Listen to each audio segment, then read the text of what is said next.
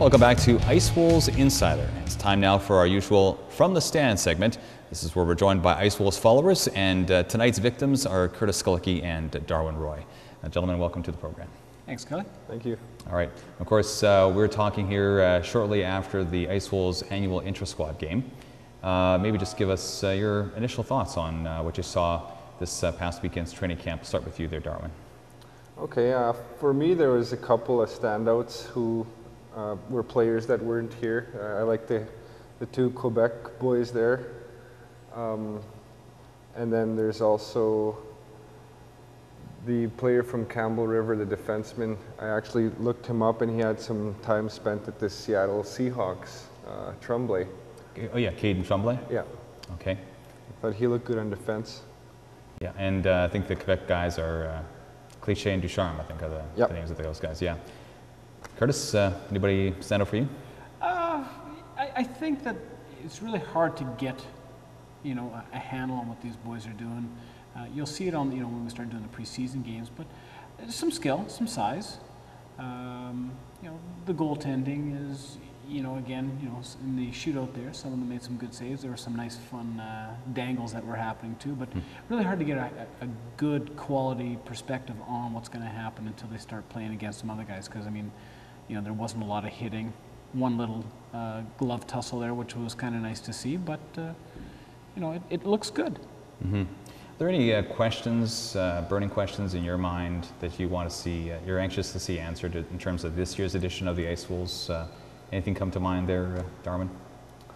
No, it's always a lot of questions right up until the trade deadline for our team, I think. Nothing's really written in stone, and I like that. Keeps the season pretty exciting when, things can always change. Mm-hmm. Curtis, is there anything you're anxious to see get sorted out as far as this year's edition of the Wolves? Well, agree here is that the trade deadline is the big part, but also one of the other parts is the cut down of the dub, getting rid of those 20-year-olds that are going to be available. And Bob, we were able to grab Alexander, and we were able to grab a couple other boys at the trade deadline, and that's what makes your team. Bob has always said that he's got a better team to start this year than he did with last year. So hey, we've got the 9 20-year-olds according to the game sheet tonight, so we don't have to move any 20-year-olds. So you may be able to pick some other guys up here and there, but Bob knows what he needs, and I pending think some 20-year-olds coming down. Yeah, I guess. Well, exactly. You got inside goods on that? Not quite. Okay. It really is an interesting situation that the Wolves are facing this year, because normally if a team has got 9 returning 20-year-olds, normally you're talking about, okay, quite a bit of returnees, but they've only got 2 returning 19-year-olds, and that really is the issue. So they have 11 returnees, all with championship experience, a few recruits who are with them at the end of the year, but still total really only 11 guys that were with them entire last season. So I guess the 19-year-old demographic is going to be kind of the one to watch perhaps this year. Any 19-year-olds stand out for you tonight? I guess we could talk about the goalies. Cam Irwin is 19. You guys notice anything about his play at all? Well, when you mentioned 19-year-olds, I think the 2 Quebec guys that I mentioned earlier were both 19. Yeah. And then there's the taller fella from Sterling Heights, Michigan. Kamisic, I think is his name, yeah. Kamisic, yeah. There's quite a few 91s that are around in camp that weren't on the team last year. Right. Should be interesting to see what happens there. Curtis, thought on that age Well, group? yeah, last year we had a couple of 18-year-olds, a lot of 19-year-olds, a lot of 20-year-olds. Now we've got lots of 20-year-olds.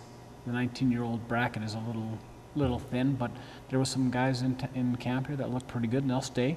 I was talking with a couple of the Ice Wolves board members, and there was a kid that just came in from I can't remember, from San Jose.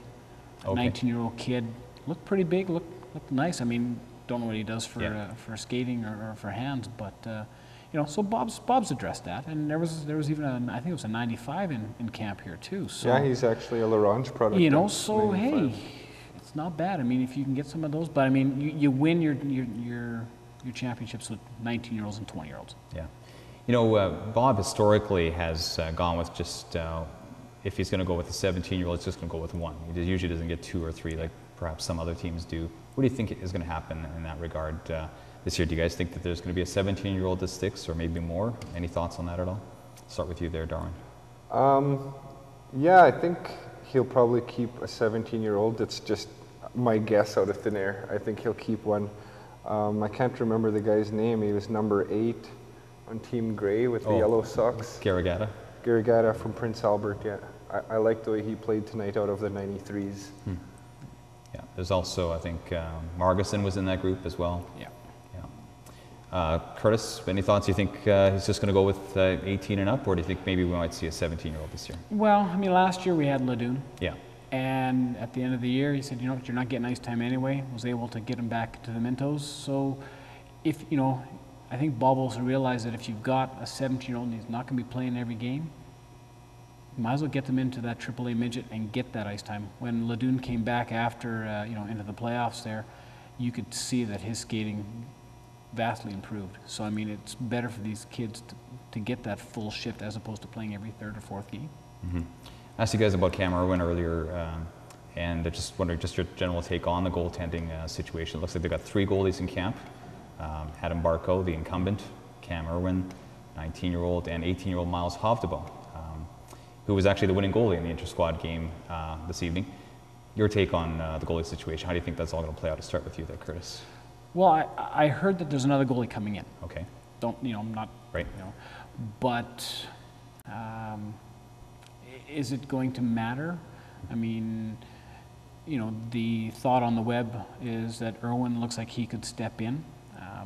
Again, really hard to, you know, the shootouts and stuff. I mean, some guys were throwing some dangle moves that were pretty sweet, but real hard until you get into that game situation. There's very little pressure here right now, but when you start playing against the dub team or the SJ teams, and you've got those guys that are competing, and it's, you know, the blood is pumping, you'll see where it goes. I don't expect Adam to get any more than maybe 2 periods in the 2 games. I mean, he's really going to evaluate them. And in all honesty, I don't think your backup, as long as Bartko stays healthy, your backup may get 15 games in. Yeah. Darwin, you see the goaltending situation any differently, or how do you? No. For me right now, I think there's no pressure on Bartko. He's coming in as our #1 guy, and Bob's just looking to fix the future of goaltending with this year's crop of goaltenders. Right. Okay, just finally, obviously we saw a lot of incumbents, a lot of returnees from last year in camp this weekend. Any guys that impressed you, or who you think are maybe perhaps poised for a breakout season where they elevate their play from the last year? Start with you there, Darwin. I actually liked the way Boulanger held his ground throughout the playoffs. I mean, no matter if it was a 6'4", 200-plus guy coming into the corner, he always protected the puck very well. And with all that playoff experience, I think he's going to be one who's going to take a leadership role in the back end. And Curtis, anybody stand up for you? Well, you know, you look at some of these 20-year-olds, and they could have rested on their laurels. Egam's come in and he's ripped. Pillar looks like he's put on a little bit of weight. Shoe shot, it looks good. I can't remember the other guy's name from Battleford, but they've all come in. Richard Cameron. Cameron, yes, thank you. They're coming in to defend. You know, that shows leadership there. You know, the boys coming out. I don't think there's going to be any one guy that's going to stand out. I think you're just going to see everybody's play pick up. And if you've got Correa here for a full season, I can see him winning the scoring race. And he's only 19. That's a scary thought there. Yeah. Okay, well, guys, thanks for being on the show tonight. Thank you. Thanks, Skalicky. All right. If you're just joining us, this is Ice Wolves Insider, and this has been another edition of From the Stands. We'll be right back to wrap things up.